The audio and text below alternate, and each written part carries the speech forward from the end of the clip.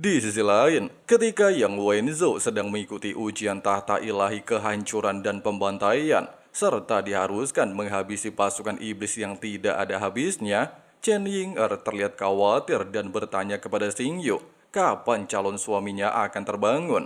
Terlebih lagi, segel arena kematian juga sudah muncul di tubuh mereka.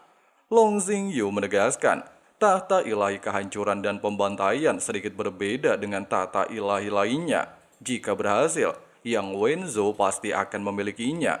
Tapi jika gagal, Yang Wenzhou tidak akan pernah lagi bisa mendapatkan tahta ilahi.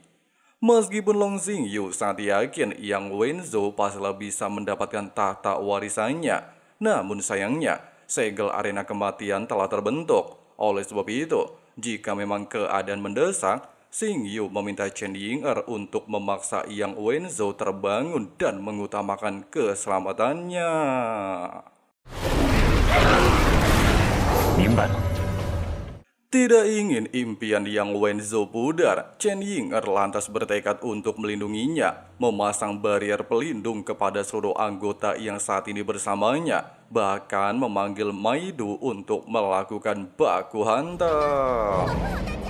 Bersamaan dengan hal tersebut, Dewa Iblis Pilar ke-9 alias Bai Meng terlihat menunjukkan diri, sehingga membuat Chen Ying'er ketar-ketir. Pasalnya saat itu, Bai Meng hampir menghabisi seluruh anggotanya. Di saat kakek dan nenek Chen Ying'er beranggapan, Bai Meng merupakan dewa iblis paling lemah di antara 10 pilar lainnya, serta tidak memiliki kemampuan baku hantam. Bai Meng tiba-tiba saja menggunakan teknik formasi benang takdir, namun bukan kepada Chen Ying'er, melainkan kepada dirinya sendiri dan pasukan iblis. 感受无尽。怎么回事？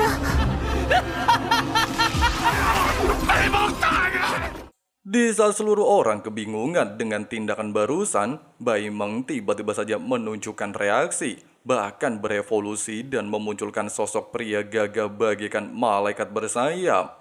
Di mana diketahui, Bai Meng bisa mendapatkan pilar ke-9 karena kemampuan luar biasanya sebagai dewa iblis malaikat maut. Selama ini dia selalu menyembunyikan kekuatan dan penampilannya dengan kedok tubuh lemah, menunggu waktu dibangkitkan ke puncak kekuatannya, serta mengungkapkan kepada dunia tentang asal-usulnya.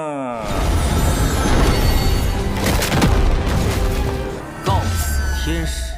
Di saat Bai Meng melepaskan serangan tipe area, Chen Ying'er segera mampu merasakan tekanan kekuatan musuh meningkat berkali-kali lipat dari sebelumnya. Bahkan tidak sampai di sini, Bai Meng mampu merubah pasukan iblis tingkat keroco berevolusi ke tingkat 9 di bawah benang takdirnya, sehingga membuat keadaan Chen Ying'er benar-benar terdesak. Mengingat dunia ini tempat yang indah namun dirusak oleh kedatangan klan iblis, serta penderitaan tak terhitung jumlahnya berserakan di seluruh dunia, bahkan banyak mimpi yang terkubur dan hancur, seketika membuat Chen Ying'er memiliki tekad luar biasa kuat. Dia bahkan mampu menyatukan seluruh gerbang pemanggilan menjadi gerbang keabadian. 我们的家，保护。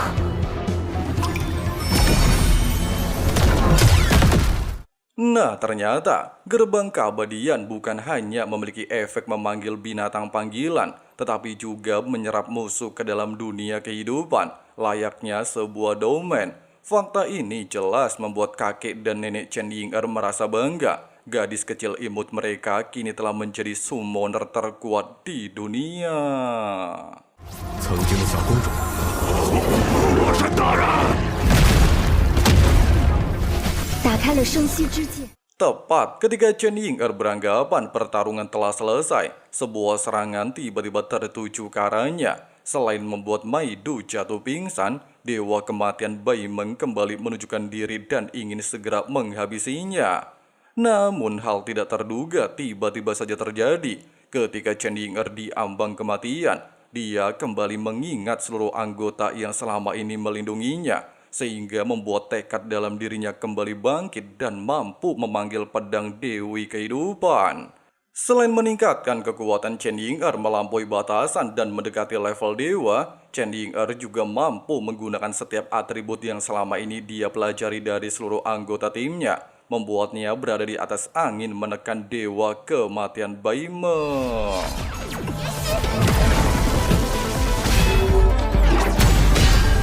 交给了我最简单。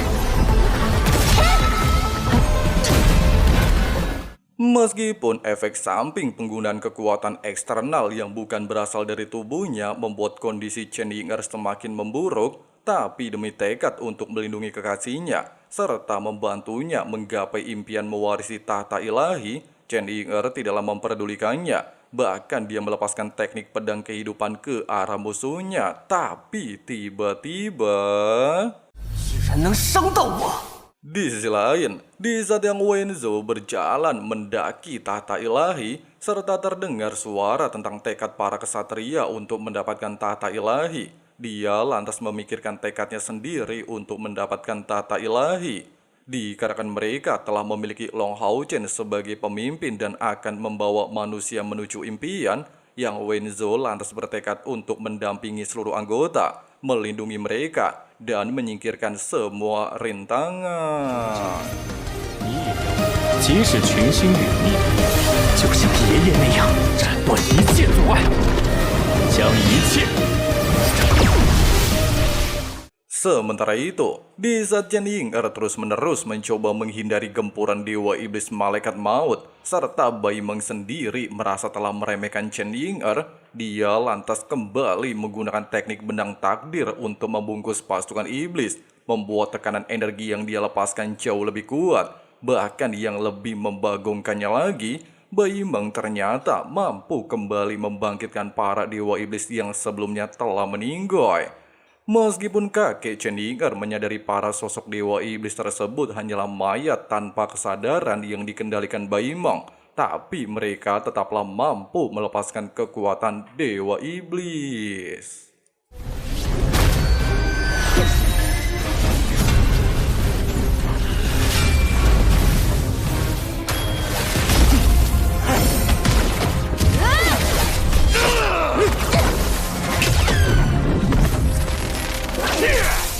Tepat ketika Chen Ying'er berada di ambang kematian, Yang Wenzhou pada akhirnya menunjukkan diri dengan penampilan baru, sehingga menandakan dia telah resmi mewarisi tahta ilahi kehancuran dan pembantaian.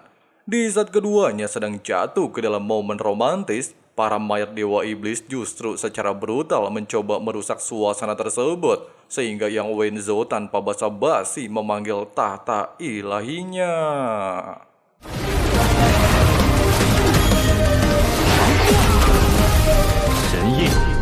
Dengan sangatlah santuy tapi pasti, Yang Wenzhou telah berjalan menaiki tahta ilahi sambil membawa tubuh Chen Ying'er. Dia seolah-olah tidak memperdulikan keadaan saat ini yang sedang berada di arena kematian. Bahkan sambil meletakkan tubuh Chen Ying'er di singgasana tahta ilahinya, Wenzhou mengucapkan sumpah untuk selamanya melindunginya dan tidak pernah meninggalkannya. Sumpah barusan juga dibalas dengan sumpah keabadian Chen Ying'er, layaknya seorang putri raja yang sedang menerima pinangan dari seorang kesatria.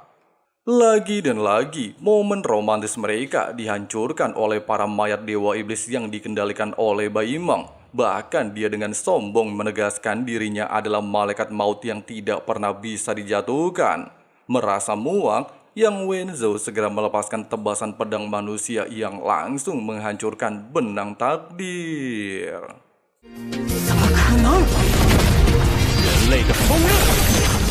Tidak sampai di sini, Yang Wenzhou ternyata mampu menggunakan kekuatan benang tahta ilahi untuk balik mengendalikan para mayat hidup, serta memberikan penghakiman kepada dewa iblis malaikat Baimeng.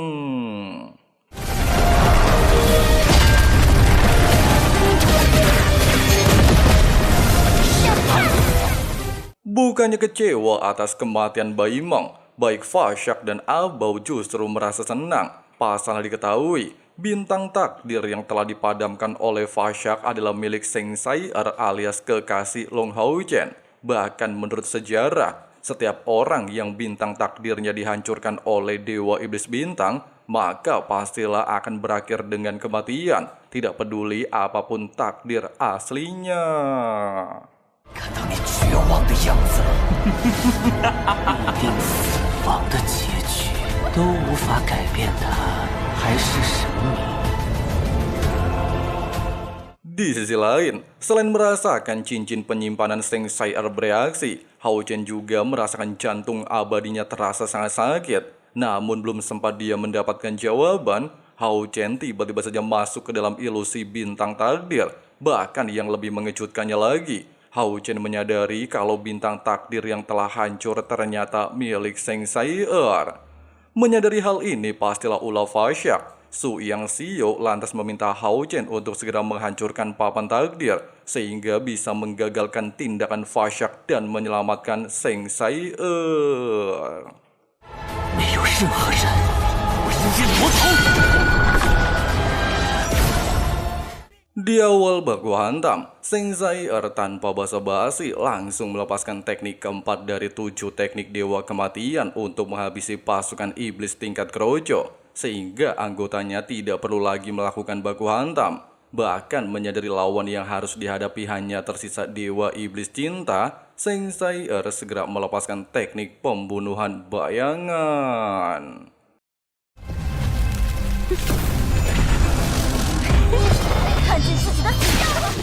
Meskipun Dewa Iblis Cinta menyadari kemampuan Sai Er berkembang sangat pesat dan bukan lagi tandingannya, tapi dia tidaklah menyerah serta melepaskan domain jebakan manis.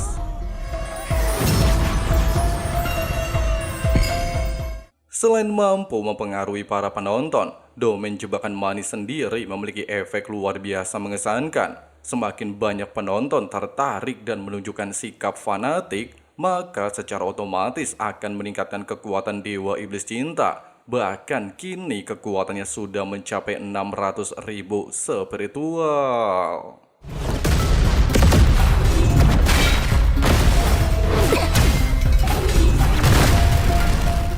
Meskipun peningkatan kekuatan dari domain jebakan manis mampu membuat Dewa Iblis Cinta mengimbangi Seng Sai Er, tapi sayangnya tidaklah bertahan lama. Bahkan Seng Sai Er mampu mematahkan domainnya dengan teknik kelima yang disebut kesunyian maut.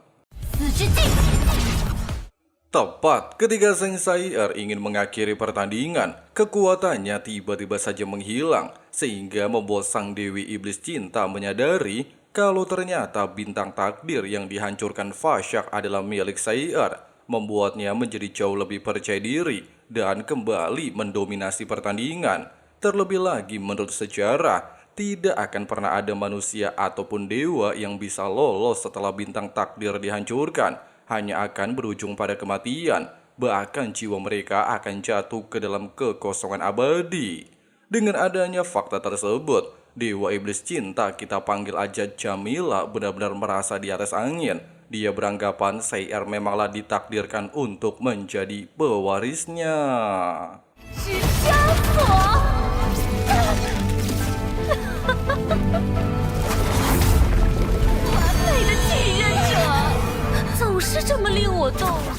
Di sisi lain, menyadari bintang takdir Seng Sai Er akan segera hancur, serta satu-satunya cara untuk menyelamatkannya hanyalah menghancurkan papan takdir, Hao Chen terlihat berambisi untuk menghancurkannya. Su Yang Xiao mengatakan, menghancurkan papan takdir sangat sulit. Dia selama 1000 tahun selalu gagal melakukannya karena ada kekuatan aturan yang ditinggalkan Fasyak, di mana mereka harus membunuh seluruh monster setengah dewa dalam waktu 7 detik, barulah bisa menghancurkan papan takdir.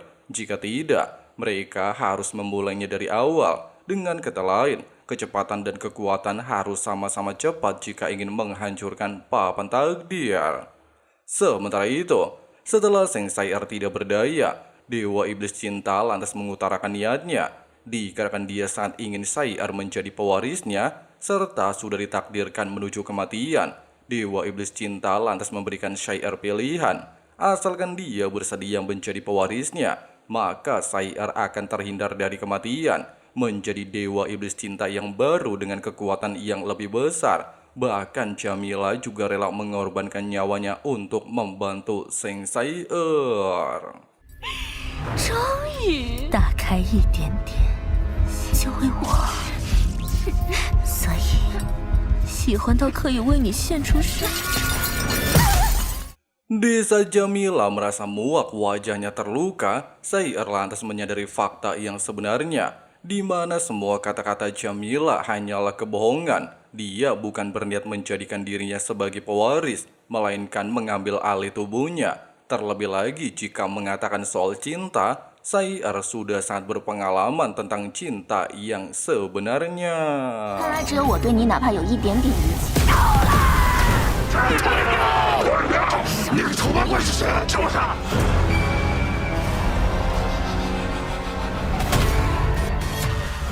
Merasa muak atas tindakan Seng Syair, nenek Jamila tanpa basa-basi justru berniat menyedot habis energi kehidupan Seng Syair, menyiksanya tanpa henti dan memberikan kematian paling menyakitkan.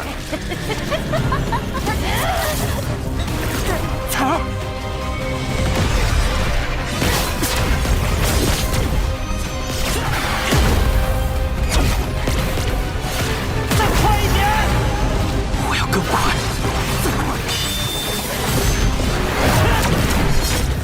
Meskipun Su Yang Xiu terlihat khawatir Hao Chen terus-menerus membakar kekuatan spiritual, serta bisa saja koit oleh efek balik kekuatan yang dia gunakan, tapi Hao Chen terlihat tidaklah memperdulikannya. Dia berambisi menyelamatkan Seng Syair apapun konsekuensinya.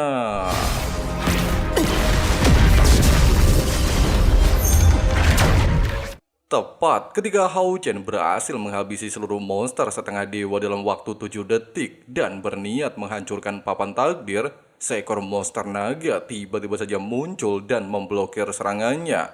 Di mana serangan barusan ternyata berasal dari Ah Bao yang telah mengantisipasi tindakan Long Hao Chen, serta ingin Hao Chen melihat dengan mata kepalanya sendiri bagaimana orang yang sangat dia cintai akan tewas. Fakta barusan jelas menjadi pukulan telak bagi Long Hao Chen, membuatnya kembali teringat dengan semua kisah Seng Syair.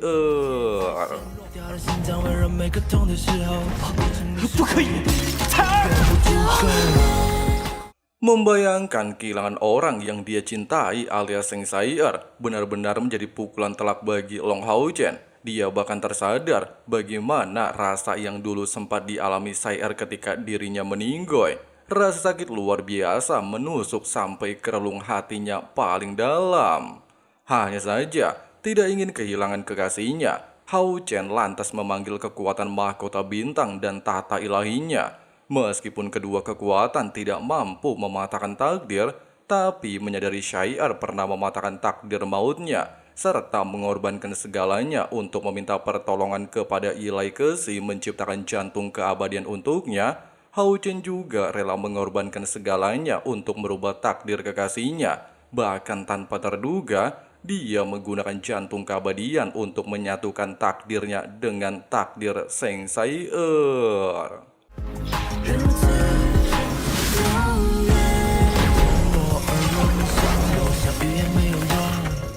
Tidak hanya menggabungkan takdir, Hao Chen juga secara nekat menukar posisinya dengan kekasihnya, membuatnya kini berada di arena kematian menghadapi nenek Jamila, sementara Syair terlempar ke wilayah bintang. 可以将彼此的物品 Di saat Seng Syair kebingungan, Su Yang Xiu menjelaskan Hao Chen telah mengubah takdir mereka berdua, secara aktif mengirim Syair ke wilayah bintang, sementara Hao Chen harus menggantikan Syair baku hantam, menanggung semua sebab dan akibatnya. 都由我来承受。 Meskipun muak dengan tindakan Hao Chen dan gagal membunuh Syair, tapi Ah Bao tidak menyerah. Dia lantas meminta Fashak untuk segera membunuh Long Hao Chen dan meningkatkan serangan balik pada bintang takdir Hao Chen. Bersamaan dengan hal tersebut, Hao Chen kini merasakan semua penderitaan yang sebelumnya dirasakan Seng Syair. Selain tidak mampu melepaskan kekuatan spiritual, rasa sakit di tubuhnya menjadi semakin intens, bahkan masih harus menghadapi nenek Jamila. Sementara itu, sambil mendapatkan arahan dari Su Yang Xiu tentang cara menyelamatkan Hao Chen hanya dengan menghancurkan papan takdir, Syair terlihat mulai melakukan aksinya, bahkan yang lebih membagongkan. Waktu yang dibutuhkan kini kurang dari 7 detik. Meskipun fakta tersebut mengesalkan, tapi Syair tidaklah menyerah. Dia bahkan menunjukkan kekuatan dan kecepatan luar biasa Edun sebagai pewaris kuil assassin, membuat Su Yang Xiao, sang pendiri kuil assassin, juga terkejut melihat kecepatan Seng Sai. 我是他的彩儿，他是我的龙皓晨。你是怎么做到的？ Singkatnya, di saat Long Hao Chen terus-menerus terdesak oleh serangan Dewa Iblis Cinta, serta papan takdir akan segera menghilang, Sai Er tanpa terduga menggunakan kekuatan kalung menara keabadian. Meskipun si robot mengatakan menara keabadian tidak bisa ikut campur di wilayah bintang, tapi dia tetaplah berusaha mengaktifkan seluruh kekuatan menara keabadian untuk muncul satu kali di wilayah bintang. Tidak menyia-nyiakan kesempatan yang diberikan menara keabadian, Seng Sai Er lantas memerintahkan 12 penjaga keabadian untuk menghabisi seluruh monster di tempat ini. 斩碎他！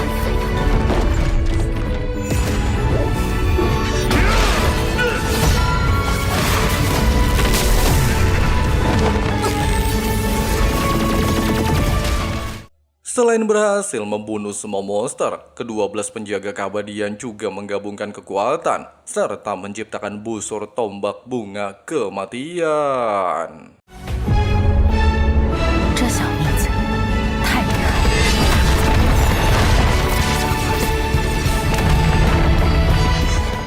Di sisi lain, ketika Dewa Iblis Cinta merasa tindakan Hao Chen tidaklah membuahkan hasil apapun, serta tidak ada gunanya menukar takdir Sai Er, bahkan melepaskan kekuatan untuk mengakhiri nyawa musuhnya. Namun Hao Chen tidaklah menyerah. Dia menyadari semangat umat manusia tidak akan pernah goyah, selalu memulai dari awal untuk meraih kemenangan. Bahkan bersamaan dengan tekadnya, Seng Sai Er juga berhasil melakukan serangan terhadap papan takdir. 最后有可能存在的一次成功。星辰命盘，也做到了。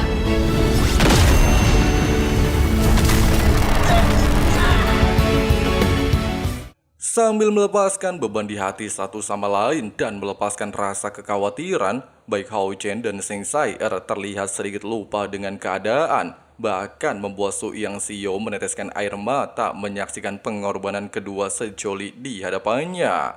Namun menyadari kesempatan tidak akan muncul dua kali, Su Yang Xiao lantas memberikan seluruh kekuatannya kepada Sai Er dan Hao Chen, meminta mereka untuk segera mengakhiri semuanya.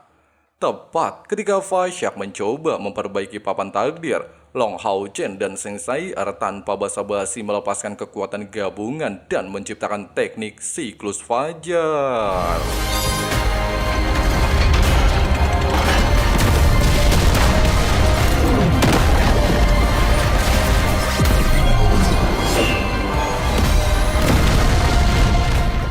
Bersamaan dengan hancurnya papan takdir, semua takdir manusia juga terlepas dari belenggu Fasyak. Bahkan segel arena kematian di tubuh semua orang juga menghilang, sehingga menandakan mulai hari ini manusia akan memiliki takdir mereka sendiri tanpa harus dikendalikan.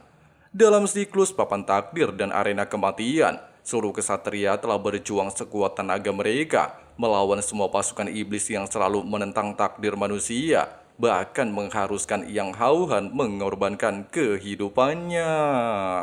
人类的锋刃最重要的是智慧呀！世界上最强的魔法师，我们一起杀了他！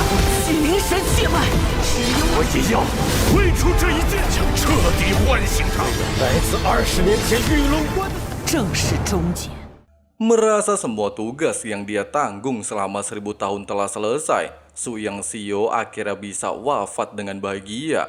Dia juga memberikan hadiah pedang pembunuhan kepada Seng Sai Er, serta menyerahkan kekuatan bintangnya kepada Long Hao Chen, sehingga kini Hao Chen telah memiliki 4 bintang, serta memintanya untuk segera menemukan kesatria abadi terakhir alias Xiao Huo.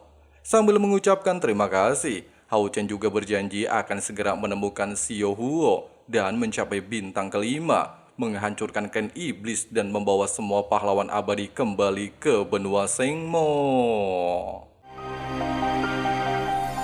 回家，带所有永恒英雄 Tepat ketika Hao Chen dan Zheng Sai'er ingin segera melanjutkan perjalanan, Fa Xiak pada akhirnya menunjukkan diri, serta ingin menghentikan semua tindakan Hao Chen yang selama ini mengacau di wilayah bintang.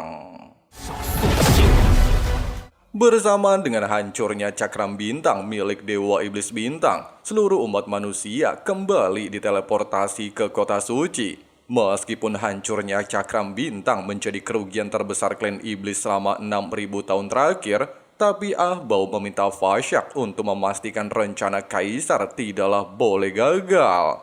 Fa Xiak menegaskan dia akan memastikan tidak akan ada yang menghalangi Kaisar menjadi dewa, bersedia mengorbankan segalanya termasuk masa depan seluruh klan iblis bintang demi membuka arena neraka pembantaian. Kemudian meninggalkan tubuh fisiknya demi memasuki wilayah bintang, menjadikan segalanya kembali ke jalur yang benar, dan tiba-tiba... Bersamaan dengan kejadian sebelumnya, ratusan umat manusia di kota suci kembali diteleportasi. Kali ini bukan di arena kematian, melainkan arena neraka pembantaian. Bahkan di bawah kendali Ah Bao berkat pengorbanan tubuh fisik Fa Xiak, pasukan klan iblis terlihat mulai membantai manusia.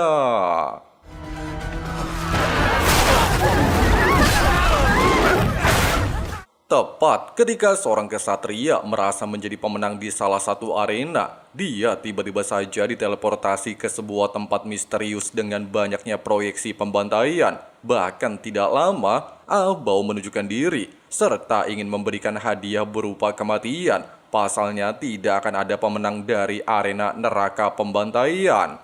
Hal yang sama juga terjadi kepada Long Tianying. Di saat dia berhasil mengalahkan pasukan iblis dan melindungi umat manusia, dia juga diteleportasi ke tempat Ah Bao untuk mendapatkan akhir yang sama.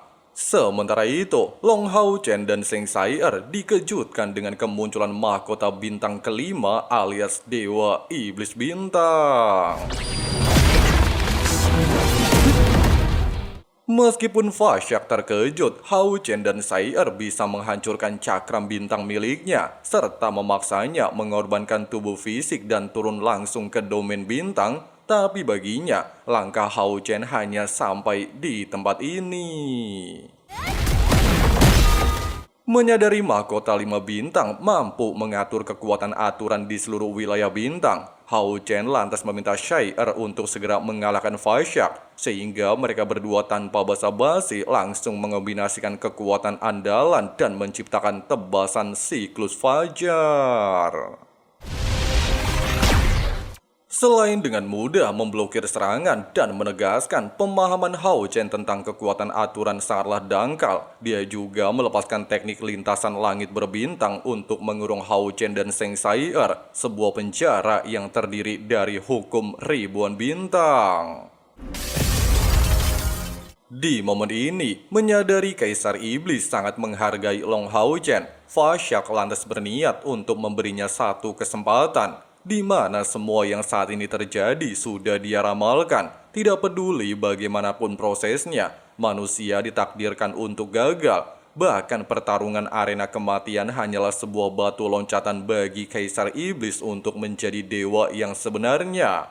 Oleh sebab itu, dikarenakan Hao Chen tidak mungkin bisa melawan mahkota bintang 5 miliknya, Fa Xiak memintanya untuk tunduk kepada Kaisar Iblis, memimpin umat manusia di bawah belas kasih Kaisar Iblis. Tawaran barusan jelas ditolak mentah-mentah oleh Long Hao Chen. Selain mengatakan klan Iblis tidak pantas berbicara soal belas kasih, klan Iblis juga yang telah merampas tanah umat manusia, mengayunkan pedang untuk membantai manusia. Dengan adanya alasan tersebut, Hao Chen menegaskan perlawanan umat manusia selama 6.000 tahun telah menjadi jawaban. Mereka tidak akan pernah tunduk kepada klan iblis. Tidak lagi membujuk Long Hao Chen, Fa Xiak lantas berniat untuk menghancurkan seluruh wilayah bintang dengan kekuatan mahkota bintang 5 miliknya. Kemudian mengumpulkan kembali semua kekuatan aturan, sehingga bisa membantu Kaisar Iblis untuk segera menjadi dewa. Meskipun Hao Chen dan Zheng Sai'er mencoba menghentikan tindakan tersebut, Tapi dengan hanya kekuatan mahkota 4 bintang yang dimiliki Long Hao Chen, Fasyak jelas merasa di atas angin, serta menggunakan kemampuan api pembakaran bintang. Bahkan dikarenakan Fasyak merupakan satu-satunya makhluk yang memiliki mahkota 5 bintang, dia jelas mampu mengendalikan semua kekuatan aturan termasuk menarik kekuatan aturan milik mahkota bintang 4 Long Hao Chen.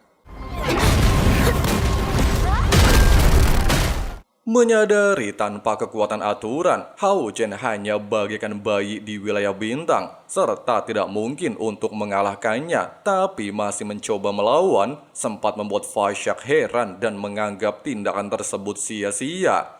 Sambil menegaskan dirinya adalah seorang kesatria, Hao Chen lantas teringat dengan semua sumpahnya saat ingin menjadi seorang kesatria. Bahkan tekadnya tersebut tanpa terduga membuat jantung abadinya bereaksi dan menghentikan tindakan Fasyak. Tekad Long Hao Chen sebelumnya tanpa terduga membangunkan kesatria pertama umat manusia alias Xiao Huo dari tidur panjangnya. Di saat Fasyak keheranan dengan kemunculan Xiao Huo dan tidak pernah melihat bintang takdirnya, Xiao Huo menegaskan, sejak 6.000 tahun yang lalu, dia telah menghapus takdirnya sendiri, meninggalkan semua ikatan, dan tidak terjalin dengan takdir apapun, jatuh ke dalam tidur panjang yang sunyi dan abadi. Dengan begitu, dia bisa lepas dari jaring takdir yang dikendalikan oleh Fasyak, tercatat sebagai manusia yang telah mati, dibangkitkan dari tidur ribuan tahun oleh jantung abadi seorang kesatria alias Long Hao Chen. Singkatnya, tidak memperdulikan keterkejutan Fasyak, serta melihat tekad Hao Chen sebagai seorang kesatria, Xiao Huo beranggapan penantiannya selama ribuan tahun telah selesai, serta berniat untuk mewariskan kekuatannya menjadi bintang kelima Long Hao Chen.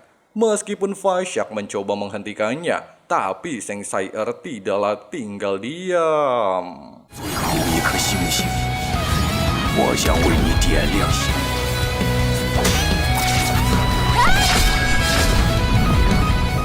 Tepat ketika Fasyak kembali mencoba menyerang dan tidak akan membiarkan semua rencananya gagal, Long Hao Chen lantas menggunakan teknik pedang Xiao Huo yang disebut 3 tebasan Brahma.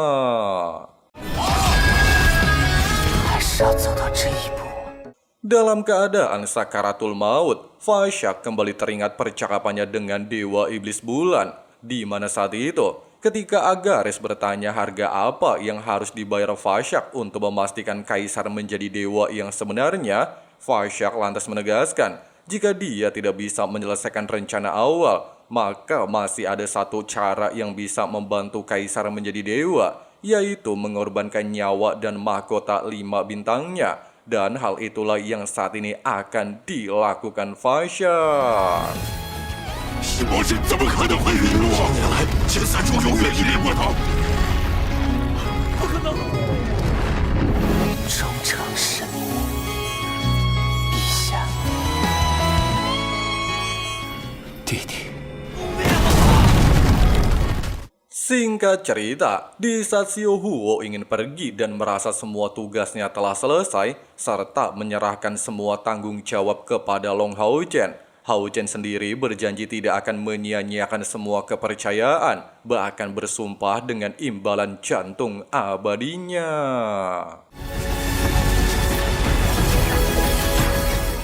Setelah kepergian Xiao Huo, meskipun Dewa Iblis Bintang telah koit, tapi dengan mahkota 5 bintangnya, Long Hao Chen bisa merasakan pembantaian terus berlanjut di dalam arena neraka pembantaian. Mendengarkan hal tersebut, Seng Sai-er lantas meminta Hao Chen untuk segera menghadapi Abao, sedangkan sisanya akan menjadi urusannya.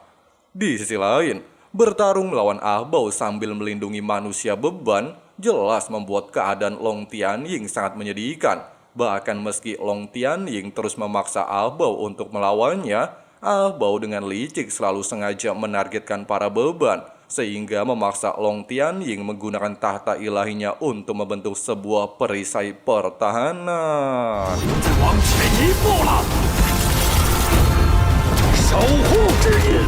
Merasa tertarik melihat kemunculan kekuatan tahta ilahi yang katanya menjadi benteng selama 6.000 tahun umat manusia untuk melawan klan iblis, Ahbau lantas terlihat bersemangat untuk menghancurkannya.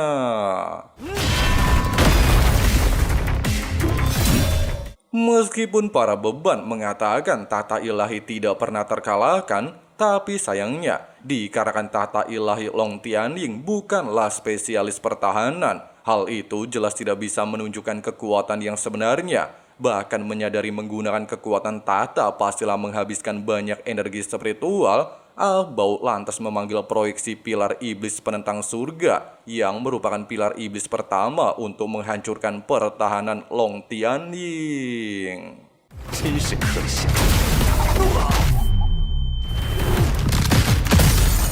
Di saat Ahbau beranggapan tahta ilahi cuma kekuatan receh yang tidak sesuai dengan rumornya, serta berniat untuk menghabisi nyawa Long Tianying, tiba-tiba...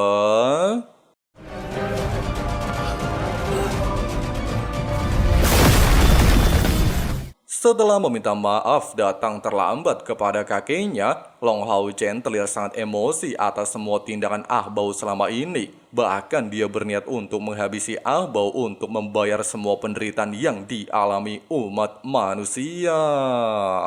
这是你的死期！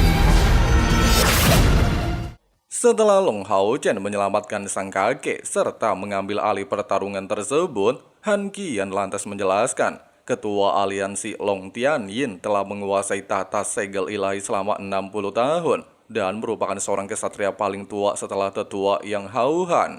Meski selama bertahun-tahun, Long Tianying menjaga perbatasan wilayah iblis tidak pernah terkalahkan, tapi Ahbau mampu menyelakai Long Tianying, sehingga para tetua sangat mencemaskan Hao-chen apakah dia bisa menandingi kekuatan putra Kaisar Iblis.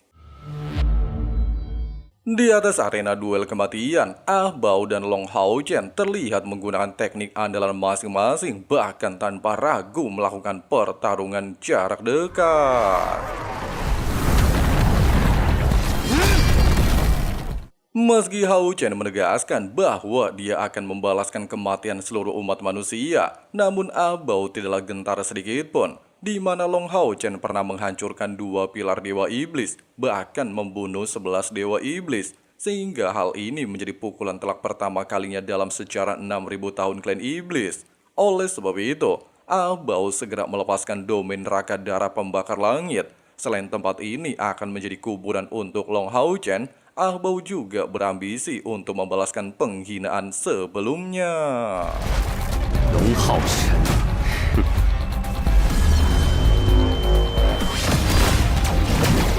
Menyaksikan jalannya pertarungan jelas menarik perhatian kakek Sengyu. Pasalnya meski domain neraka darah mampu meningkatkan kekuatan serangan Ahbau, namun domain ini menyerap energi spiritual musuh, sehingga membuat Long Hao-chen berada di posisi tidak menguntungkan dan hanya bertahan di tengah gempuran Ahbau.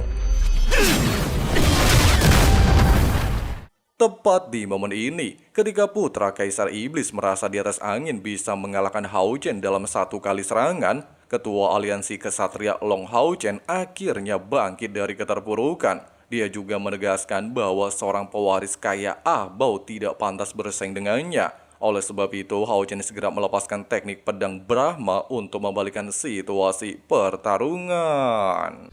魔神皇一定会很失望。 Perkataan barusan jelas memancing kemarahan Ahbau sehingga memaksanya mengeluarkan proyeksi pilar naga iblis penentang langit. Hal itu dia lakukan untuk melihat seberapa jauh perbandingan kekuatan ras iblis dan manusia. Oleh sebab itu, Ahbau segera mengaktifkan transformasi naga iblis penentang langit.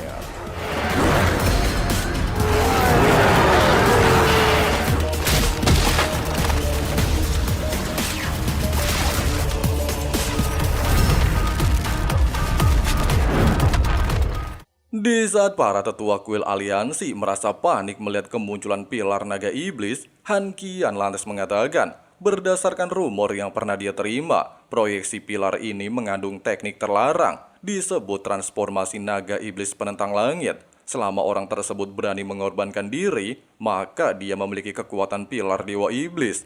Meski memperoleh banyak kekuatan, tapi konsekuensinya bisa membuat orang tersebut hilang kesadaran. Itulah yang menjadi alasan kenapa selama 6.000 tahun ras iblis tidak berani menggunakan pilar naga iblis penentang langit. Sementara itu, duel sengit antara Long Hao Chen dengan Ah Bao masih berjalan seimbang. Bahkan di sini Ah Bao semakin muak ngelihat muka Hao Chen. Pasalnya dia selalu saja pasang wajah kalem penuh cahaya bisa mengalahkannya dengan mudah dan merebut kemenangan darinya. Bahkan semua manusia bersorak gembira di atas penderitaannya. Merasa bosan terus ditekan, Long Hao Chen telah melepaskan teknik pedang Brahma. Dia juga menegaskan bahwa kemenangan yang dimaksud Ah Bao adalah merenggut nyawa ribuan manusia yang tidak berdosa. Oleh sebab itu, Hao Chen berambisi membunuh putra Kaisar Iblis. Meskipun serangan tersebut mampu menekan Ah Bao, namun pada dasarnya berkat pengorbanan kepada pilar Dewa Iblis, Ah Bao kini gak bisa meninggoy, apalagi musnah terhadap kemampuan Long Hao Chen. Sehingga Ah Bao memiliki tingkat kepercayaan tinggi bisa memenangkan pertarungan. Tapi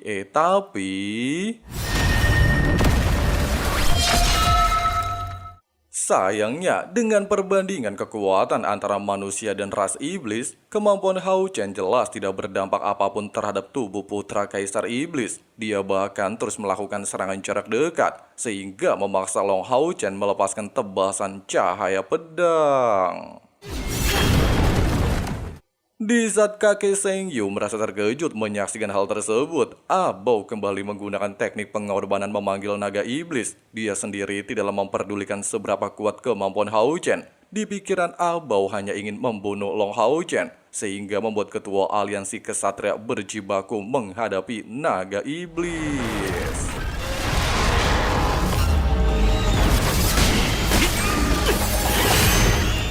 Meski pedang cahaya berhasil menghancurkan proyeksi naga iblis, namun Ah Bao tidaklah menyerah begitu saja. Dia kembali melepaskan domain ruang untuk menjebak Hao Chen di bawah kemampuan tersebut, sehingga membuat Han Qian ketar-ketir. Bagaimana Long Hao Chen bisa mengalahkan Ah Bao dalam satu kemampuan?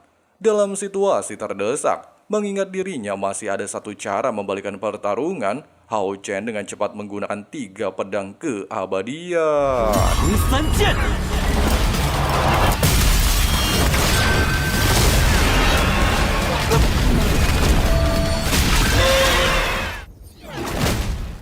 Pasca serangan tersebut dan berkat adanya pengorbanan pilar Dewa Iblis, Ah Bao terbangkit kembali. Dia juga menyadari bahwa kemampuan barusan adalah serangan terkuat Hao Chen, bahkan tetap saja tidak bisa membunuhnya. Ah Bao dengan penuh ambisi berniat untuk mengakhiri pertarungan, sehingga dia tanpa basa-basi mengeluarkan pilar Dewa Iblis pertama naga iblis pemusnah dunia. Dihadapkan situasi hidup dan kematian, Hao Chen jelas tidak mundur sedikit pun. Dia lantas memanggil Hao Yu untuk memblokir pilar Dewa Iblis pertama. Bahkan aura yang dilepaskan mampu menekan tubuh putra Kaisar Iblis. Tepat ketika Agares dibuat Herman, kenapa Austin Griffin alias Hao Yu bisa memasuki wilayah bintang, Seng Sai-er lantas menjelaskan. Setelah kekasihnya menjadi penguasa di wilayah bintang, serta memiliki mahkota bintang kelima, Hao Chen dan Hao Yu kini saling terhubung. Bahkan serangan yang dilepaskan Hao Chen sebelumnya untuk menghancurkan domain Ah Bao, inilah yang menjadi alasan kenapa Hao Yu bisa memasuki arena duel kematian. Oleh sebab itu, Hao Chen tanpa basa-basi melepaskan serangan penuh.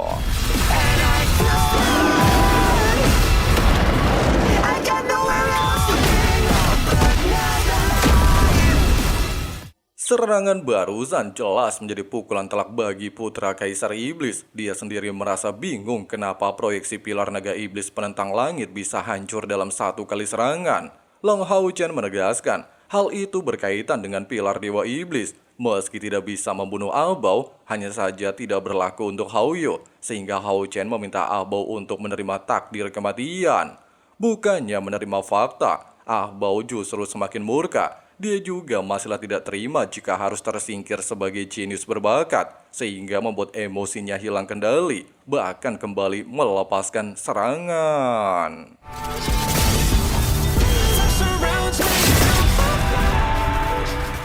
这就是你滥杀无辜的理由吗？ Hao Chen menegaskan, walaupun kekuatan Abao lebih kuat dari manusia lain, hanya saja dia tidaklah bisa menghakimi orang tidak bersalah, membuat seluruh orang koit tanpa kehormatan untuk memuaskan ambisinya.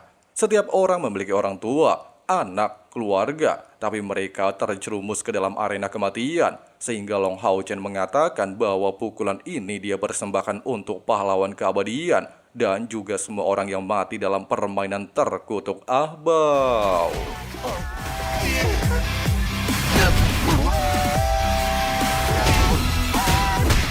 是为傲视九天的前辈。 Tidak sampai di sini, Long Hao Chen terlihat menggunakan domain keabadian untuk mengurung Ahbao di dalamnya. Dia juga tanpa basa-basi melepaskan 3 teknik pedang Brahma, langit, dan bumi tanpa batas.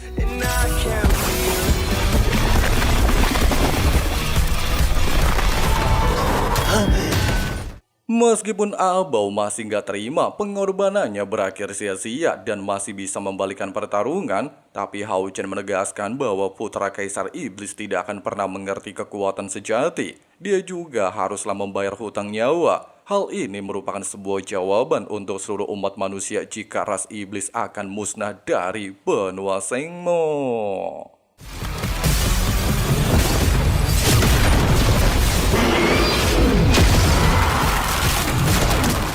Kematian putra Kaisar Iblis jelas menggemparkan semua anggota. Mereka tidaklah pernah menduga jika jenius berbakat meninggoy di tangan manusia. Terlebih lagi menurut Agares, kehilangan banyak dewa iblis akan menjadi kerugian sepanjang sejarah.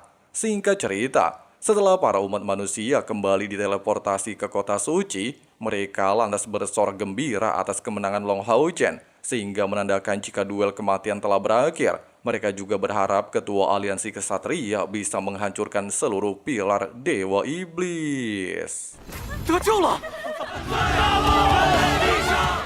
Faktanya, pertempuran melawan ras iblis belumlah berakhir. Ini adalah tahun ke-6197 sejak ras iblis turun ke benua Shengmo. Ini juga menjadi kali pertama umat manusia mengayunkan pedang menuju pilar dewa iblis pertama alias Kaisar Feng Xiu. Namun, apakah Long Hao Chen bisa membawa kemenangan selama 6000 tahun bagi semua orang masihlah menjadi pertanyaan.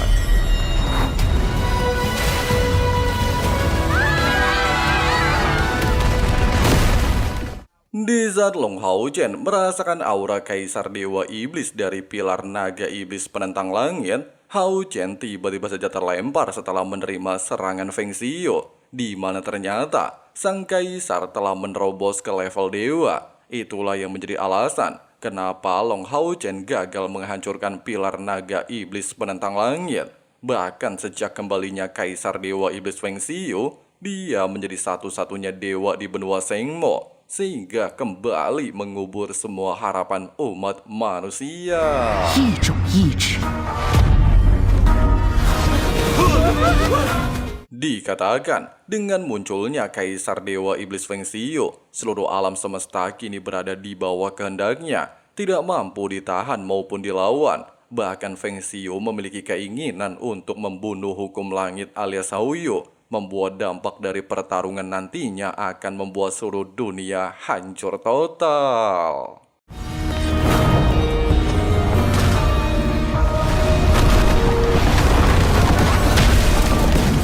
Untungnya, sebelum hari itu tiba, dunia seakan-akan terhenti oleh kemampuan waktu, sehingga umat manusia memiliki kesempatan terakhir untuk menghentikan hal tersebut. Sementara itu di alam dunia, ketika Hao Chen baru sadarkan diri, serta melihat kemunculan sosok dewa pencipta, dia beranggapan kemampuan mesin waktu berasal darinya. Meski sang dewa membenarkan anggapan Hao Chen, tapi jika benar-benar ingin menghentikan dunia dari kehancuran, dewa pencipta menyerahkan tugas tersebut kepada Long Hao Chen. 我该怎么做？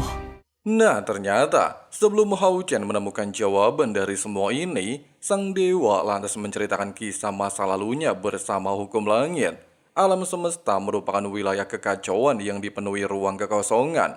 Bahkan sebelum konsep waktu muncul ke dunia, mereka berdua telah melewati jalan keabadian yang tak terhitung jumlahnya. Di saat Hao Chen merasa bingung dengan hukum langit, Dewa Pencipta menjelaskan, hukum langit memiliki berbagai nama samaran, Dewa Kehancuran, Hukum Langit, dan Austin Griffin, atau yang biasa dipanggil dengan sebutan Hauyo. Meski Dewa Pencipta menyadari hewan peliharaan Hao-Chen bukanlah hukum langit, namun dia memintanya tetap mendengar sebuah cerita sehingga Hao-Chen bisa memahami segala fakta di dunia ini. Oleh sebab itu, Dewa Pencipta kembali menceritakan saat dia bersama adiknya terbangun dari tidur panjang dan terlahirnya alam semesta. Menyadari wilayah ini cukup monoton, Dewa Pencipta lantas mewujudkan semua cita-citanya untuk menciptakan lebih banyak dunia membakar sebuah peradaban, sehingga dapat menerangi setiap sudut alam semesta. Namun sayangnya, hal tersebut menguras kekuatannya dan kembali ke ruang kehampaan. Meskipun begitu, Dewa Pencipta harus memberikan segalanya kepada seluruh alam semesta. Dia juga memiliki sebuah misi untuk melawan hukum langit. Namun misi tersebut baru saja dimulai dan hukum langit merupakan adiknya sendiri. Dewa Pencipta mengatakan hukum langit adalah suatu alam semesta menuju kekacauan di mana semua dunia ataupun seluruh makhluk hidup akan hancur di bawah kendalinya. Bahkan tidak ada seorang pun yang bisa menghentikan langkahnya. Terlebih lagi jika Dewa Pencipta memilih untuk bertarung, maka hasilnya akan tetap sama. Dunia akan hancur total. Dewa Pencipta melanjutkan, dia bersama hukum langit adalah cahaya dan kegelapan yang saling menyeimbangkan, sehingga mereka berdua tidak bisa dipisahkan satu sama lain. Dan orang yang bisa menghentikan kehancuran adalah Long Hao-Chen. Pasalnya Hao-Chen bukanlah ada untuk mewujudkan harapan ataupun menemukan jawaban, melainkan semua jawaban dari semua kisah perjuangannya selama ini. Oleh sebab itu, Dewa Pencipta telah menyiapkan jalan menuju dewa untuk Long Hao-Chen.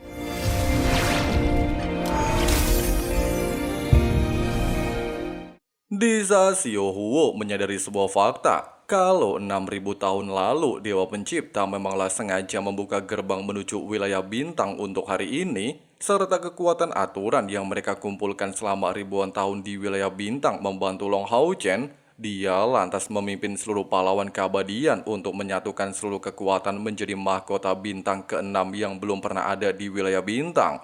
Bahkan tindakan ini untuk menghidupkan kembali jalan menuju dewa yang telah padam di benua Sengmo. 跨越深渊的勇 Dengan adanya mahkota bintang ke-6, Long Hao-Chen akan menjadi harapan baru untuk semua orang, sehingga mereka lantas menyerahkan seluruh kekuatan untuk membantu Long Hao-Chen membuka tahta segel ilahi keabadian dan penciptaan. 所有的希望。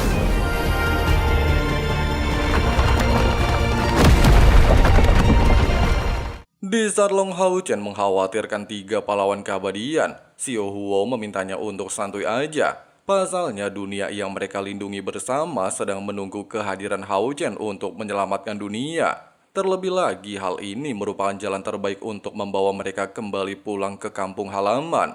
Mereka juga berharap jika Long Hao-Chen menempuh jalan dewa, sehingga dapat mengalahkan Kaisar Dewa Iblis Feng Xiu. Sambil mengucapkan janjinya kepada 3 pahlawan keabadian, Hao-Chen bergegas menuju gerbang tahta segel ilahi keabadian dan penciptaan.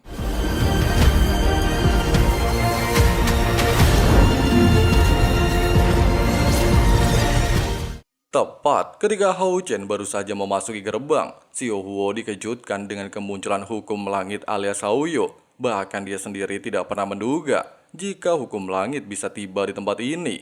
Meski Xiao Huo mencoba untuk menghentikan tindakan hukum langit, namun hal tersebut percuma saja.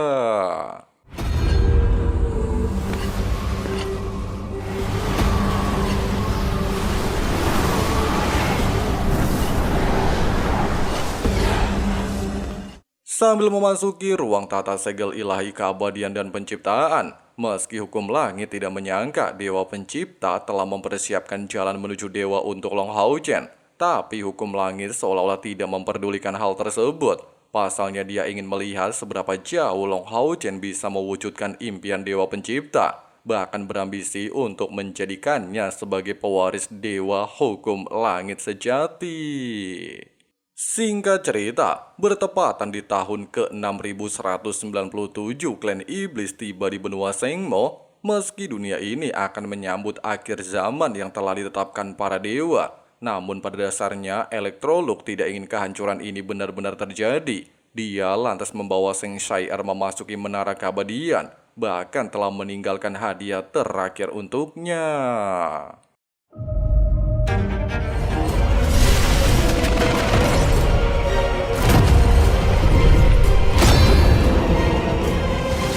Nah, ternyata hadiah peninggalan terakhir Electrolux berupa jalan menuju dewa. Ini juga adalah jalan pintas yang dibuka Electrolux untuk Seng Syair. Meski bukan jalan dewa sesungguhnya, tetapi Electrolux telah membayarnya dengan harga mahal, sehingga robot AI hanya bisa mengantarkan Seng Syair ke depan pintu masuk. Robot AI melanjutkan, selama Syair bisa melewati segala rintangan menuju sungai kegelapan tempat dewa kematian dan merebut semua kekuatannya, maka dia akan mengambil alih posisi dewa kematian. Meskipun robot AI mengatakan jika dewa kematian berbeda sama dewa lainnya, bahkan rintangan yang dilalui Seng Syair akan sulit dihadapi, namun Syair tidak memperdulikannya. Dia akan tetap membayar dengan apapun demi kembali bersama Long Hao Chen meskipun harus mengorbankan nyawanya. Dalam legenda benua Sengmo, setiap kematian akan menuju sungai kegelapan. Setiap tetes air di dalamnya terbentuk dari jiwa yang telah mati, merupakan tujuan akhir semua makhluk hidup dan bisa dianggap sebagai kerajaan dewa kematian. Di tempat ini, Seng Syair bertemu dengan dewa kematian yang terlihat sangat puas memiliki pewaris seperti dirinya. Bahkan dia berniat menjadikan Syair sebagai penguasa di sungai kegelapan, menguasai miliaran jiwa dan menjadi dewa kematian yang baru.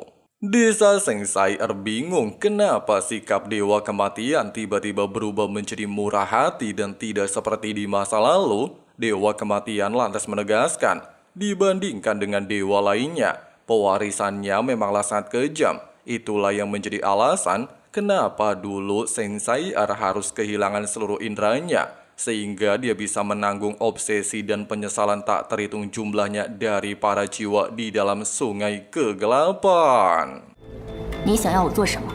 Dewa kematian menjelaskan, seluruh jiwa yang telah mati di seluruh dunia akan masuk ke dalam sungai kegelapan untuk membersihkan obsesi, kemudian barulah bisa menuju alam kematian.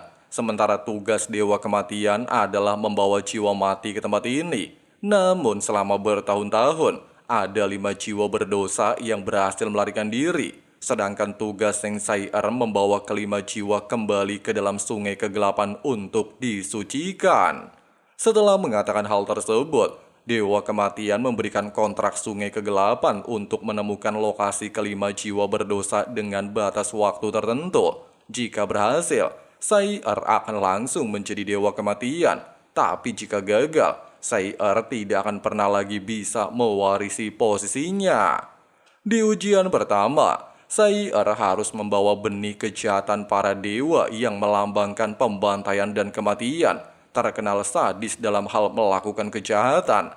Bahkan ketika berhadapan dengan makhluk tersebut, Syair langsung bisa merasakan tubuhnya penuh kejahatan dan kebencian, sehingga membuat Syair berniat untuk membalaskan dendam orang-orang yang dia bunuh sebanyak 100 kali lipat.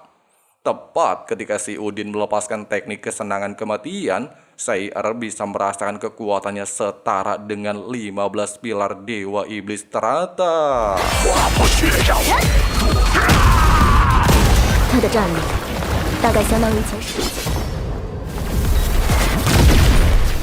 Dengan perasaan bangga telah membunuh banyak makhluk dan mengirim mereka ke sungai kegelapan yang membosankan, Udin terlihat berniat melepaskan tebasan kematian dan menegaskan, dewa sekalipun tidak bisa menyucikannya. Namun jelas serangan tersebut tidaklah ada artinya dan dengan mudah diblokir oleh Seng Syair. Sambil menegaskan makhluk seperti Udin memang tidak pantas disucikan dan hanya pantas untuk mati, Seng Sai lantas menggunakan domain sungai kegelapan untuk menghabisinya. 不配被去和那些被你杀死的人说吧。 Sebelum benar-benar mati, Udin mengatakan menjadi dewa kematian tidaklah akan mudah. Bahkan dirinya merupakan dosa dari dewa kematian itu sendiri. Meskipun perkataan Udin membuat CR bertanya-tanya, namun dia tetaplah melanjutkan satu persatu ujian.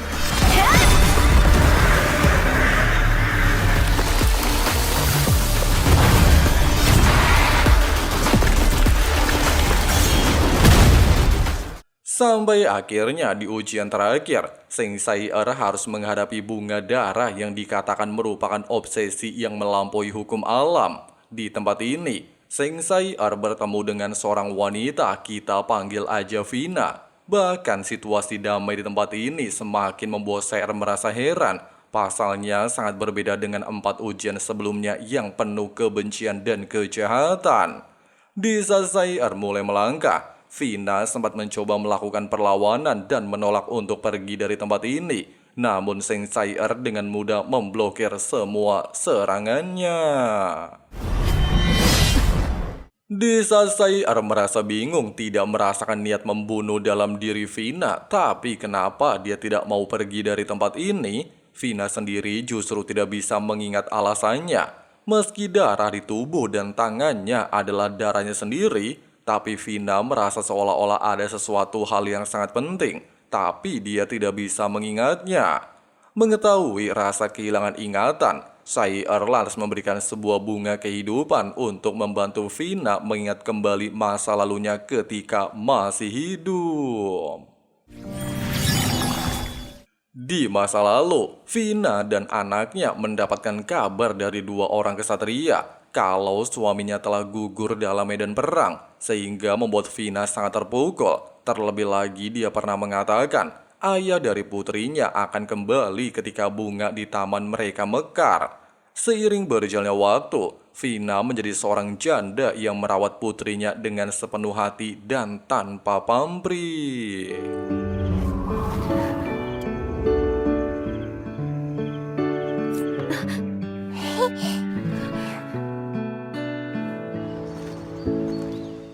Tepat ketika bunga di taman mereka layu, Vina lantas menjahitnya menjadi bunga permanen, sehingga tidak akan pernah layu demi menghibur putri semata wayangnya. Sampai akhirnya ketika desa damai tempat mereka diserang oleh klan iblis, serta demi melindungi putrinya, Vina lantas menarik pedang mendiang suaminya. Meskipun berhasil membunuh salah satu iblis, namun menyadari anaknya diculik, Vina secara nekat lantas mencoba menolongnya. Tapi naas hal itu membuatnya tewas.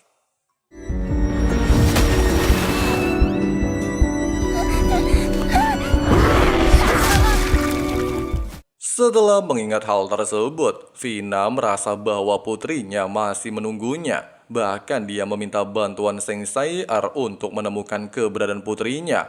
Dia hanya ingin melihat bagaimana keadaan putrinya. Setelah itu, Vina bersedia ikut bersamanya pergi ke Sungai Kegelapan.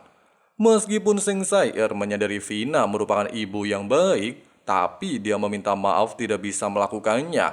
Pasalnya di saat klan iblis menyerang desanya, seluruh warga desa telah dibantai termasuk anaknya. Sedangkan semua jiwa telah dibawa ke dalam Sungai Kegelapan, serta memasuki reinkarnasi baru. Sedangkan Vina adalah orang terakhir yang masih gentayangan kayak demit.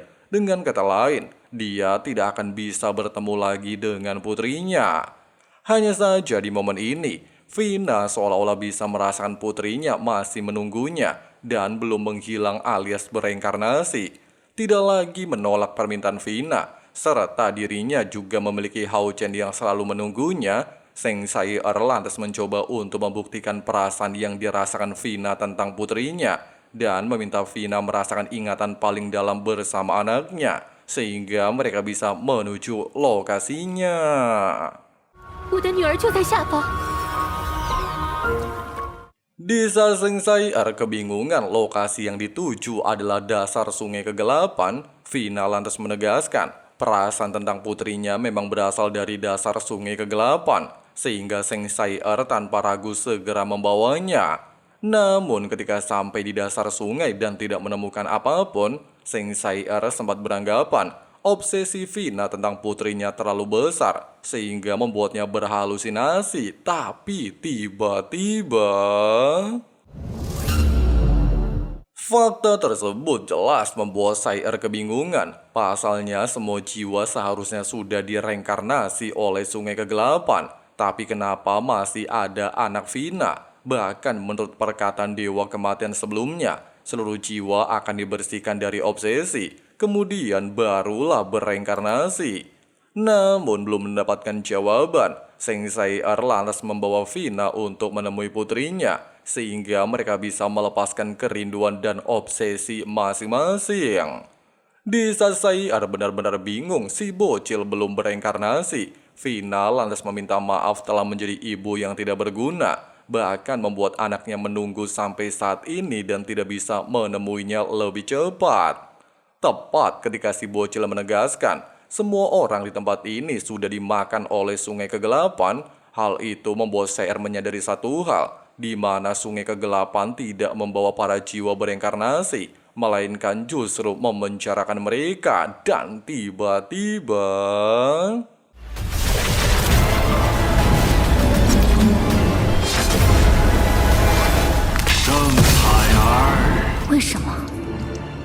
di saat Dewa Kematian meminta Seng Sai-er untuk membunuh kedua jiwa dan menyelesaikan ujian, Sai-er segera menegaskan tidak ada dosa di tubuh mereka. Justru yang berdosa adalah Dewa Kematian. Hal itu sesuai dengan ucapan benih kejahatan yang mengatakan sebagai dosa Dewa Kematian.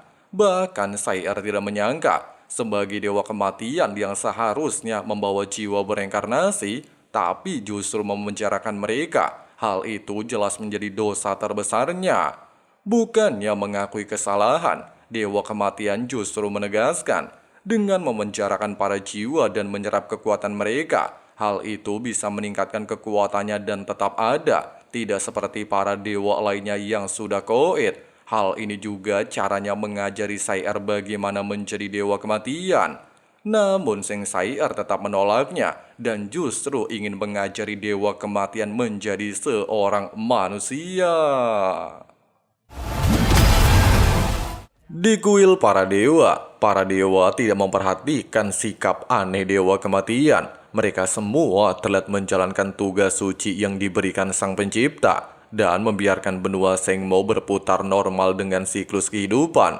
Namun seiring berjalannya waktu, benua Sengmo dilanda bencana kehancuran, di mana kematian merusak keseimbangan seluruh makhluk di dunia, sehingga membuat para dewa menyadari kalau Dewa Kematian sudah lama menjadi gila di alam kematian dan mengurung semua jiwa di sungai kegelapan.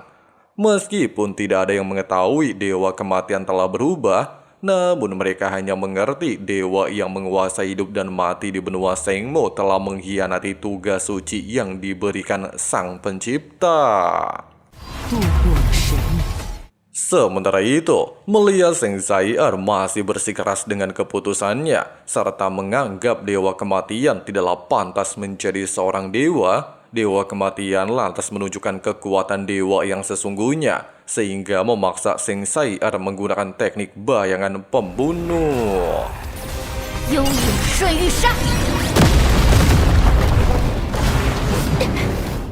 Meskipun di momen ini Seng Sai-er bisa merasakan kekuatan yang dilepaskan Dewa Kematian memanglah kekuatan dewa dan sangat berbeda sama Dewa Kematian alias Elektrolog. Namun Seng Sai-er masihlah kebingungan kenapa semua kemampuannya tidak berguna melawan Dewa Kematian.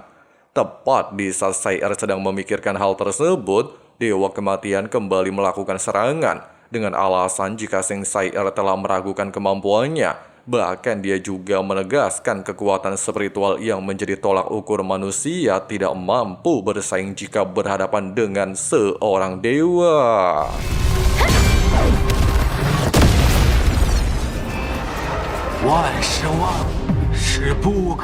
Meskipun hal tersebut memanglah sebuah fakta, hanya saja menurut perkataan Guru Sai-er, di atas level dewa masih ada pertempuran aturan, Pasalnya, kekuatan mengendalikan aturan bukanlah suatu yang bisa diukur dengan kekuatan spiritual. Namun, kenapa masih ada dewa lemah dan kuat?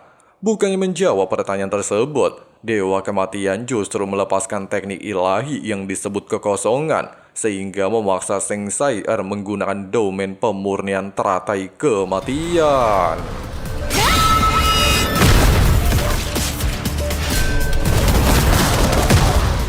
Di saat Dewa Kematian merasa di atas angin dan mengatakan domain pemurnian bukanlah suatu keunggulan untuk melawan kekuatan dewa, Sengsair lantas menegaskan dirinya telah mewarisi kekuatan dewa. Oleh sebab itu, dia segera melepaskan teknik kelima dari 7 teknik Dewa Kematian.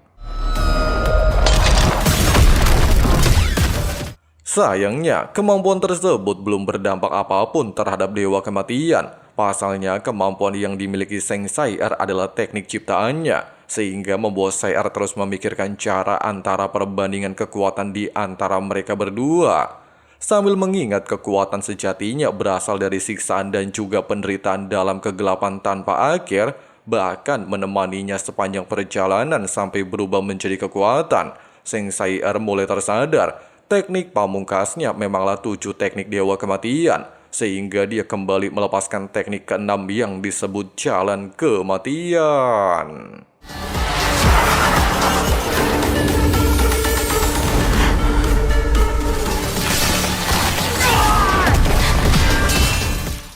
Luka yang dialami jelas memancing kemarahan Dewa Kematian. Selain tidaklah mengerti bagaimana mungkin Sengsair bisa melukainya, Dewa Kematian sendiri berniat untuk membunuh Sair dan membuatnya gagal menjadi seorang dewa. Dia juga ingin menarik semua warisan yang pernah diberikan kepada Sengsair, termasuk nyawa dan semua kekuatan. Hal itu merupakan harga yang pantas dibayar Sair karena telah membangkangnya.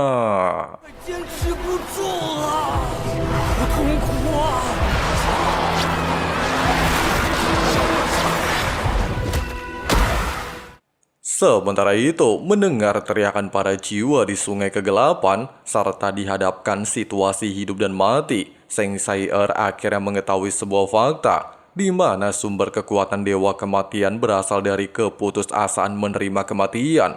Oleh sebab itu, dia mencoba untuk menyerap seluruh energi kematian di sungai kegelapan.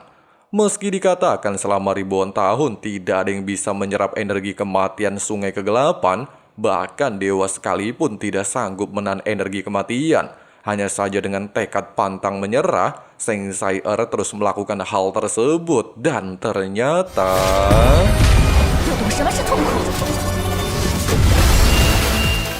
Di dalam alam kesadarannya, Sengsair tanpa sengaja bertemu sosok pria tampan yang merupakan generasi Dewa Kematian sebelumnya, di mana setelah melewati penderitaan ekstrim, Sengsair barulah bisa mewarisi semua kemampuannya, sehingga pria tersebut meminta Sengsair untuk melanjutkan perjuangannya melawan Dewa Kematian.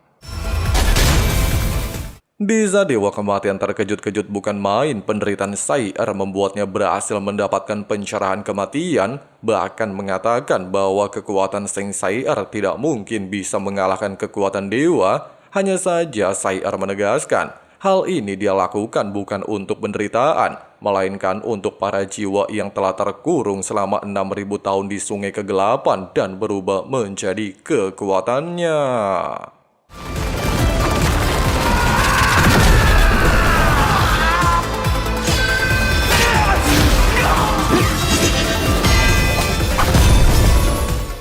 Singkat cerita, sebagai orang terpilih, Dewa Kematian Putih merasa puas dengan tindakan Sengsair. Pasalnya, Dewa Kematian yang dibunuh merupakan bagian tubuh kegelapan, sementara dirinya adalah sisa kesadaran terakhir di dunia ini. Nah, di sini akhirnya terungkap sebuah fakta ya guys ya, di mana ternyata selama ini Dewa Kematian pernah bertemu Sengsair ketika masih bocil. Sang dewa lantas menawarkan Sair menjadi pewaris Dewa Kematian untuk melindungi Long Hao Chen. Dia juga sudah menantikan pertemuan ini sejak lama. Meski identitasnya sebagai Dewa Kematian selalu ditakuti semua makhluk hidup, Namun tujuan awal Dewa Kematian bukanlah untuk membawa penderitaan dan ketakutan bagi semua orang, di mana para dewa mendapatkan anugerah kehidupan masing-masing. Tidak hanya itu, Dewa Kematian sendiri menceritakan semua kisah hidupnya lebih dari 6.000 tahun yang lalu. Dia tiba-tiba saja merasakan dunia ini diambang kehancuran dan tidaklah pantas menjadi seorang dewa. Namun di momen tersebut juga, tubuh kegelapan memanfaatkan kesempatan untuk menguasai tubuhnya, sehingga mewakili kematian dan penderitaan. Bahkan selama di bawah kendali Dewa Kematian kegelapan, semua alam kematian ikut runtuh dan membuatnya tidak berdaya. Itulah sebabnya sang dewa memilih Sengsair untuk menjadi penerus baru, serta menghidupkan kembali segala hukum perputaran kehidupan dan kematian. 为什么是我？ Dewa Kematian menegaskan, hal ini dikarenakan Sair adalah jenius berbakat yang mampu mengubah penderitaan kematian menjadi cinta. Oleh sebab itu, dia kembali menanyakan apakah Sengsair bersedia menerima posisi Dewa Kematian. Sambil mengenang semua ingatannya bersama Long Hao Chen, serta mendiskusikan hal tersebut dengan Sair bocil, mereka berdua ternyata memiliki tujuan yang sama, di mana Sair dewasa mengucapkan terima kasih atas perjuangan Sair bocil. Dirinya berniat mengubah cinta ini untuk tetap di sisi Hao Chen demi melindungi dunia.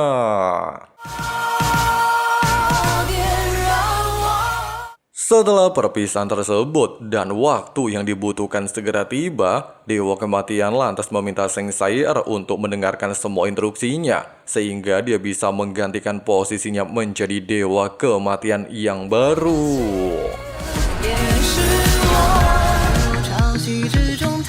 Meski dikatakan selama di masa-masa kelam Sair kecil telah memberikannya kekuatan untuk tetap hidup, hanya saja Dewa Kematian lantas meminta Sair untuk menghancurkan sisa-sisa kesadaran ilahinya. Dengan begitu dia bisa melihat alam sesungguhnya dari alam kematian. 斩破一切！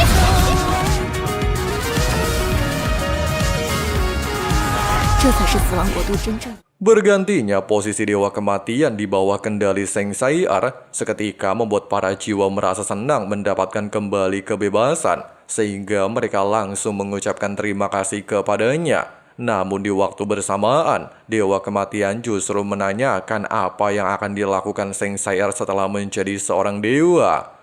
Bukannya menjawab pertanyaan tersebut, Sengsair berjalan keluar demi menemui sang kekasih yang tidak lain dan tidak bukan adalah Long Hao Chen.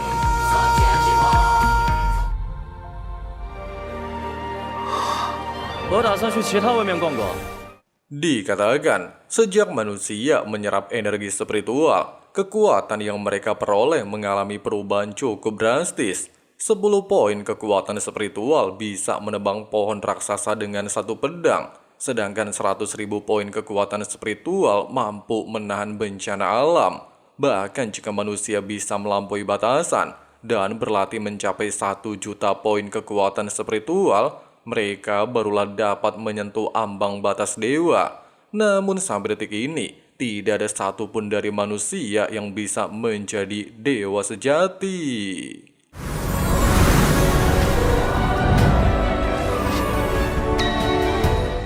Hanya dengan menjadi dewa sejati, seseorang akan mampu mengendalikan kekuatan musim dan membentuk ulang dunia, serta menentukan nasib seluruh dunia. Tapi untuk menjadi seorang dewa, Long Hao Chen diharuskan menempuh jalan menuju kedewaan dan menerima penghakiman dari semua dewa yang pernah ada di dunia, alias sebuah proyeksi terakhir yang pernah ditinggalkan para dewa sebelumnya.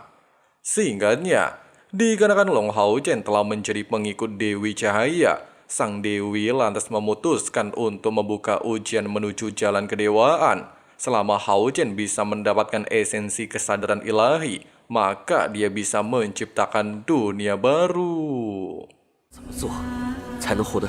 Dewi Cahaya lantas menceritakan kisah masa lalunya ketika pertama kali memasuki dunia ujian.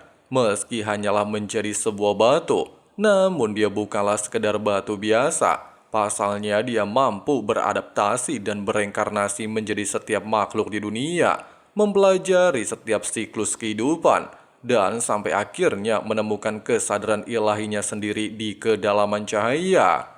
Namun mengetahui pengalamannya pastilah akan berbeda dengan jalan yang akan Long Hao Chen lalui, sang dewi hanya berharap kepada Hao Chen untuk bisa menjadi seorang dewa cahaya yang baru dan membawa cahaya bagi benua Sengmo. Sementara itu, ketika para manusia sedang memanjatkan doa serta menantikan seorang penyelamat dalam legenda untuk kembali menghidupkan cahaya di dunia, pasukan kegelapan tiba-tiba saja kembali menyerang sehingga membuat para manusia dalam situasi genting. Namun di waktu bersamaan, pahlawan kita alias Long Hao Chen muncul di lokasi tersebut untuk memberikan bantuan.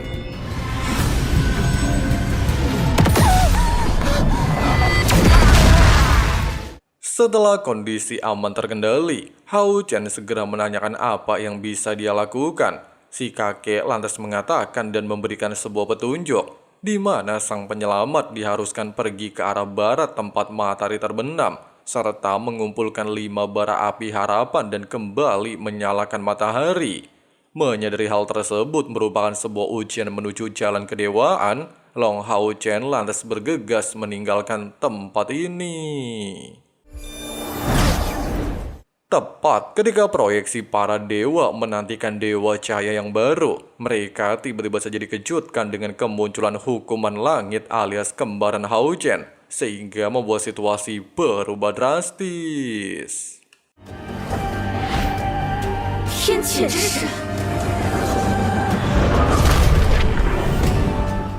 Di saat para dewa ketar-ketir melihat kehadiran hukuman langit, kembaran Hao Chen lantas mengatakan tujuan sebenarnya.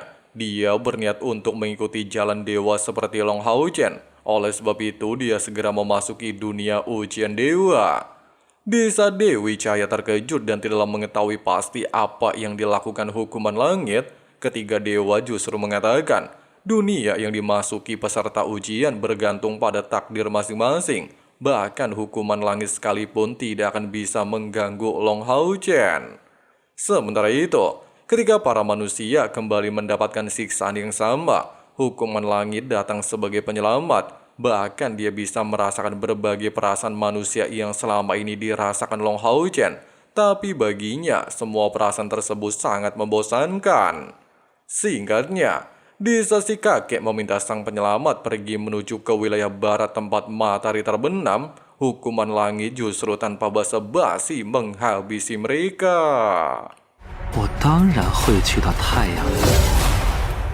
Di saat Dewi Cahaya mencemaskan Long Hao Chen, Dewi Alam mengatakan, ujian seorang dewa hanya memiliki satu titik akhir dan satu esensi ilahi, sehingga Hao Chen dan hukuman langit pastilah akan bertemu kembali di titik akhir. Perkataan barusan semakin membuat Dewi Cahaya panik. Jika hukuman langit merebut esensi ilahi milik Long Hao Chen, maka tidak menutup kemungkinan hukuman langit akan menjadi dewa dan memulihkan kekuatan dewanya. Dan jika hal itu benar-benar terjadi, seluruh benua akan hancur di tangan hukuman langit, sehingga semua harapan mereka bergantung kepada Long Hao Chen. Beberapa saat kemudian, sang juru penyelamat dalam legenda alias Hao Chen terlihat memulai ujian dunia dewa mengumpulkan bara api. Meski segala rintangan cukup berat, hanya saja dia tidak pantang menyerah. Bahkan dengan waktu yang cukup singkat, Long Hao Chen berhasil memperoleh 4 bara api dan menyisakan 1 bara api. Bersama dengan hal tersebut, hukuman langit semakin mendekati langkah terakhir, sehingga menandakan dalam waktu dekat, mereka berdua akan kembali bertemu di titik akhir ujian jalan kedewaan.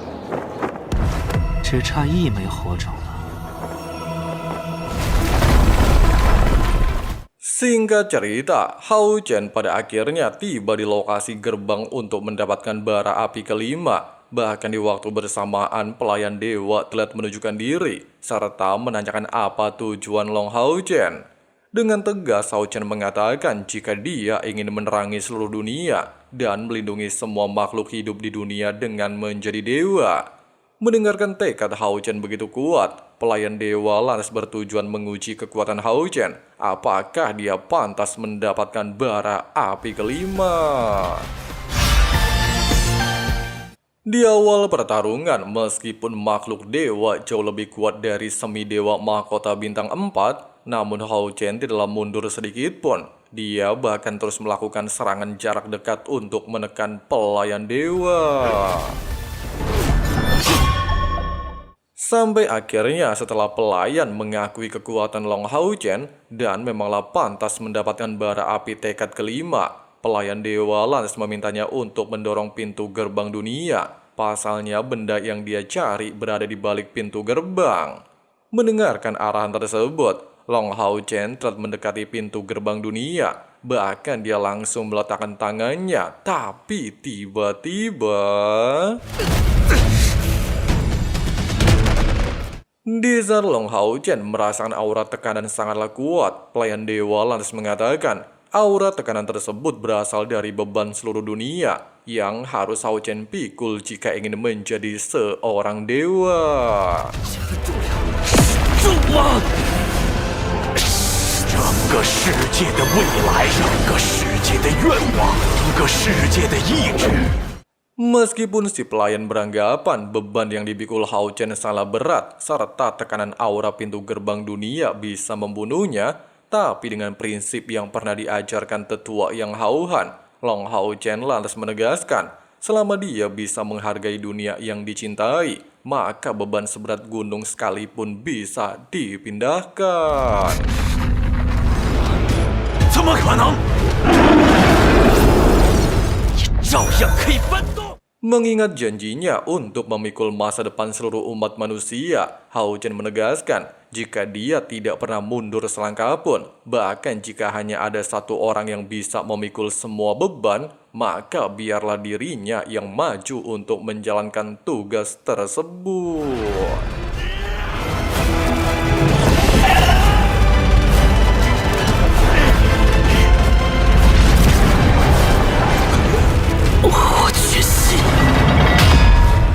Alhasil, setelah Long Hao Chen berhasil melewati ujian terakhir mendapatkan bara api kelima, serta berniat untuk menyelesaikan ujian esensi ilahi, dia tiba-tiba saja merasakan aura tekanan yang menandakan kehadiran hukuman langit, serta kembali mengingat kejadian-kejadian sebelumnya.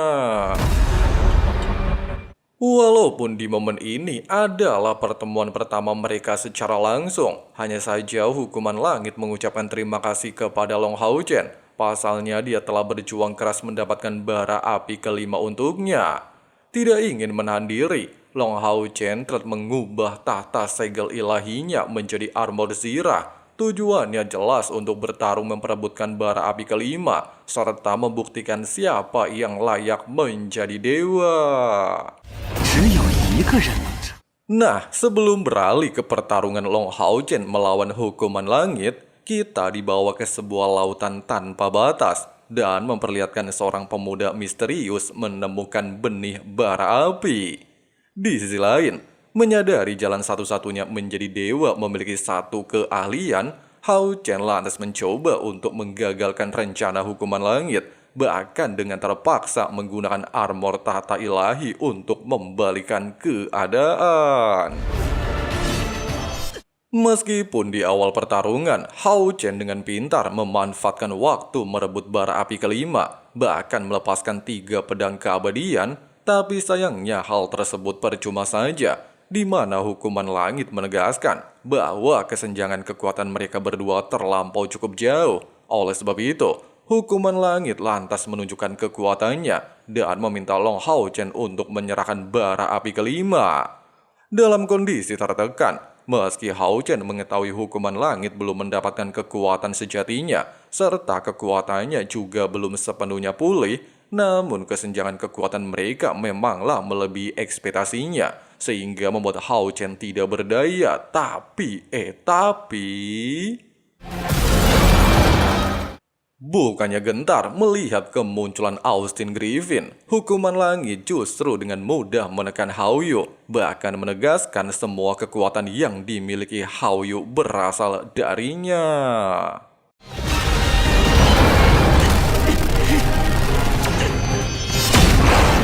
Tidak sampai di sini, hukuman langit meminta Hao Chen tidak membuang tenaga untuk baku hantam. Bahkan mengetahui tujuan Hao Chen menjadi dewa untuk mengalahkan Kaisar Iblis Feng Xiu, Hukuman Langit lantas memintanya untuk menyerah. Dia juga berjanji akan membantunya. Pasalnya setelah dia kembali menjadi dewa, semua dewa yang pernah ada hanyalah semut di matanya.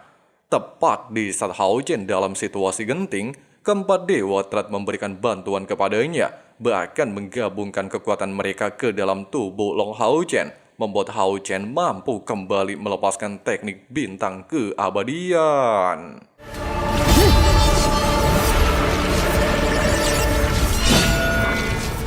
Meskipun dikatakan keempat dewa telah menyatukan kekuatan mereka ke tubuh Hao Chen, namun sayangnya dengan kesenjangan kekuatan spiritual terlampau cukup jauh, Hukuman Langit kembali berhasil menekan Hao Chen dengan 1 kali ayunan pedang, serta mengambil bara api kelima. Dengan begitu dia bisa mendapatkan kekuatan ilahi yang sebenarnya.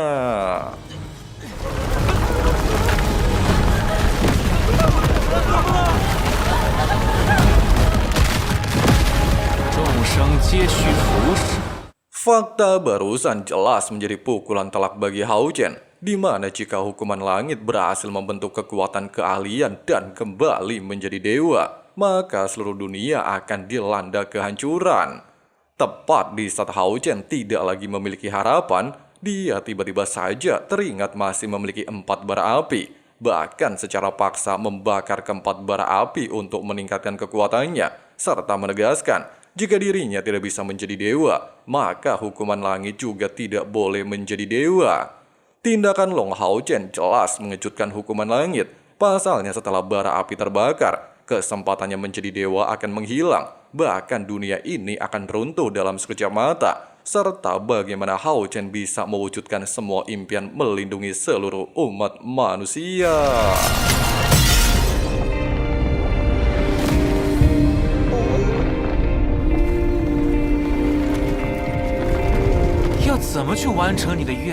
Setelah pertarungan selesai dan gagal melewati ujian terakhir, Hao Chen lantas menanyakan apakah bara api bisa dinyalakan kembali. Dewa Langit mengatakan hal itu sangat mustahil dilakukan, layaknya mengumpulkan butiran pasir untuk memenuhi lautan. Oleh sebab itu, para dewi memintanya segera pergi meninggalkan jalan dewa. Hanya saja Long Hao Chen menolaknya, meskipun dia mengetahui telah gagal. Namun dia ingin tetap berada di tempat ini untuk menemukan jawaban, serta mengajukan pertanyaan ekstrim dari mana asal-usul bara api. Menurut legenda kuno yang telah beredar selama jutaan tahun, bara api pertama di dunia berasal dari pasir lautan tanpa batas, disebut sebagai kekuatan keahlian pertama di dunia. Namun belum pernah ada satu manusia maupun dewa yang bisa membuktikan rumor tersebut. Namun jika Hao Chen berniat untuk menemukan bara api, dia membutuhkan waktu sekitar 100 tahun menemukan 1 butiran pasir emas. Dan setiap 100 butir pasiran emas barulah dapat berubah menjadi 1 benih kecil. Dengan 10.000 benih kecil, hanya ada 1 benih yang bisa dinyalakan menjadi bara api sejati. Meski dikatakan, Long Hao Chen diharuskan menempuh perjalanan panjang untuk menemukan bara api, namun dia tetap membulatkan tekadnya. Selama 10.000 tahun pertama, Hao Chen melupakan identitas aslinya. Di 10.000 tahun kedua, Hao Chen melupakan masa lalunya. 10.000 tahun ketiga, Long Hao Chen melupakan waktu dan terus mencari bara api. Sedangkan di 10.000 tahun keempat, dia melupakan rekan-rekannya yang pernah menyelamatkan hidupnya. Sampai akhirnya, meski Hao Chen tidak mengingat tujuannya kenapa bisa berada di tempat ini, namun dia tetap melanjutkan perjalanan tanpa henti. Dalam periode waktu tersebut, hanya satu hal yang terus melekat dalam pikirannya, di mana hanya dengan memiliki kekuatan ilahi, dia barulah bisa melampaui segalanya. Bahkan setelah 10.000 tahun berikutnya berlalu, Hao Chen tidak pernah melupakan ikatan ilahi, sehingga dia berhasil menemukan semua benih ilahi. Singkat cerita, di aula para dewa, Long Hao Chen berhasil menjalankan tugasnya dengan sangat baik, serta menyalakan kelima bara api yang pernah padam, sehingga mengejutkan para dewi. Pasalnya hal tersebut belum pernah dilakukan seorang manusia atau dewa sekalipun. Tidak sampai di sini, mengingat Hao Chen adalah seorang putra cahaya, Dewi Cahaya benar-benar kagum kepadanya. Pasalnya Hao Chen selama ini benar-benar stabil melalui jalan cahaya. Meski dikatakan Hao Chen memanglah pantas menjadi dewa cahaya, namun bagi Dewi Cahaya, Hao Chen memiliki tekad dan kehendak lebih kuat dari cahaya itu sendiri. Di momen ini, Dewi Langit kembali teringat 34 juta makhluk hidup bisa kembali melihat matahari dan bulan berkat 28 juta ayunan pedang Long Hao Chen, serta bertekad menempuh jalan untuk menyelamatkan dunia. Semua harapan miliaran makhluk di seluruh benua dipikul Hao Chen, di mana setiap luka tersembunyi di balik baju zirahnya. Hal yang serupa dirasakan oleh Dewi Alam saat pertama kali melihat tekad Hao Chen memikul tanggung jawab untuk semua dunia. Hao Chen berhasil menjaga cahaya dengan perisainya, bahkan tanpa ragu melepaskan pedang untuk melawan klan iblis, sehingga membuatnya menjadi cahaya pertama menembus malam abadi. 公赢。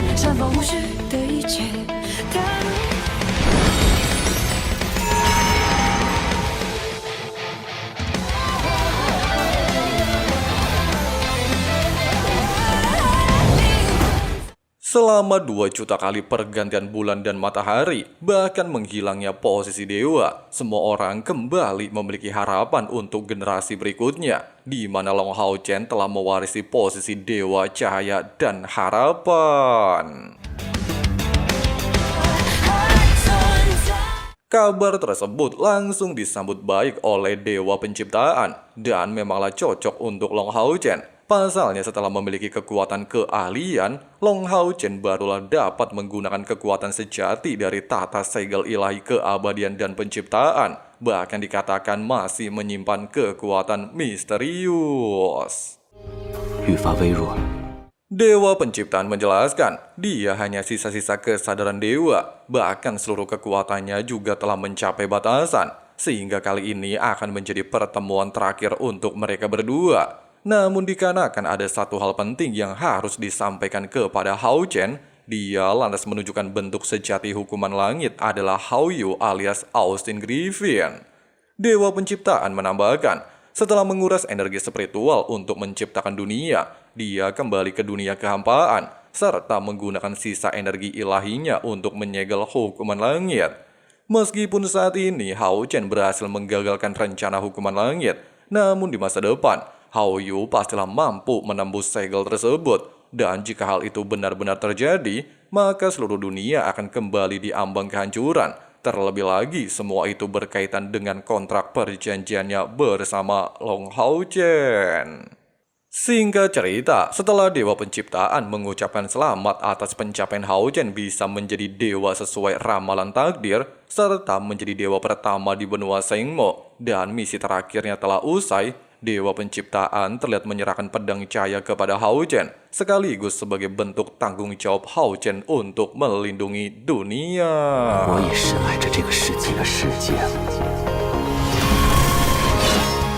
Setelah mendapatkan pedang warisan, serta dinobatkan sebagai dewa baru dan memimpin seluruh dewa di dunia ini, Long Hao Chen terlihat memperkenalkan identitas aslinya di hadapan seluruh makhluk hidup.